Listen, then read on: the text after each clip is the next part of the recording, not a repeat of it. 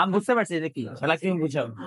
Game theory in mathematics বলতে এখানে game theory হচ্ছে গিয়ে সবচেয়ে পপুলার জিনিস, ইকোনমিক্স এর সবচেয়ে পপুলার জিনিস যেটা ম্যাথমেটিক্যালের সাথে সরাসরি ভাবে কানেক্টেড।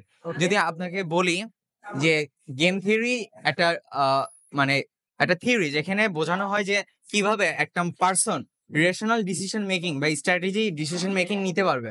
এবং এই গেম থিওরির প্রবর্তন করেছিলেন জন ভন নিউম্যান, যিনি কিনা এই গেম থিওরি প্রবর্তনের মাধ্যমে পুরো পৃথিবীতে ইকোনমিক্যাল একটা চেঞ্জ এনে দিয়েছিলেন, মানে বিরাট বড় পরিবর্তন।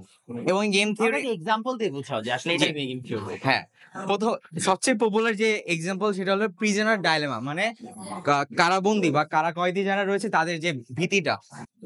এই প্রিজনার ডাইলেমার যে মেইন কনসেপ্ট ছিল সেটা হলো তাদেরকে 3টা শর্ত দেওয়া হয়েছিল।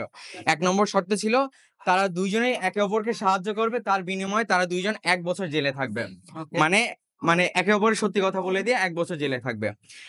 আর দ্বিতীয় অপশনটা দেওয়া হয়েছিল যদি তারা একজন কোঅপারেট করে আরেকজন মানে মুখ ফিরিয়ে নেয়, তাহলে যে ডিফিট মানে যে মুখ ফিরিয়ে নিয়েছিল সে ফ্রি হয়ে যাবে, আরেকজন 3 বছর জেলে থাকবে। অর্থাৎ যে সত্যি কথাটা বলে দিয়েছে সে হচ্ছে গিয়ে জেলে থাকবে। আচ্ছা, তারপরে কি হয়? হ্যাঁ, তারপরে 3 নম্বরটা ছিল যদি তারাই দুইজনে মুখ ফিরিয়ে নেয় তাহলে 3 বছর জেলে থাকবে। এখন তারা কি করলো, তারা দুইজনেই মুখ ফিরিয়ে নিল, অর্থাৎ কেউ কারোর সত্যি কথাটা বললো না, যার ফলে কি হলো তারা ফোর্স কালেকটিভ আউটকামটা পেলো, যেটা ইকোনমিকের একটা হচ্ছে গিয়ে দিক থেকে বর্ণনা করে।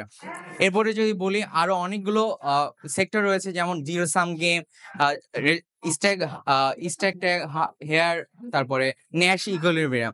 ন্যাশ ইকুইলিব্রিয়াম হচ্ছে গিয়ে জন ন্যাশের একটি প্রবর্তিত একটি থিওরি, যেটার জন্য তিনি নোবেল প্রাইজ পেয়েছিলেন ইকোনমিক্সে। আচ্ছা, এবং থ্যাংক ইউ। হ্যাঁ, আমি তোমার আইডিয়াটা জানি। জি। Not gonna waste your time, best of luck. আমি এটা খুব পছন্দ করি। যেটা হচ্ছে আমি ফিল পার্টি খুব পছন্দ করি। জি, এবং এটা নিয়ে একটা মুভিও বের হয়েছে, হ্যাঁ, a beautiful mind. G G. Okay, thank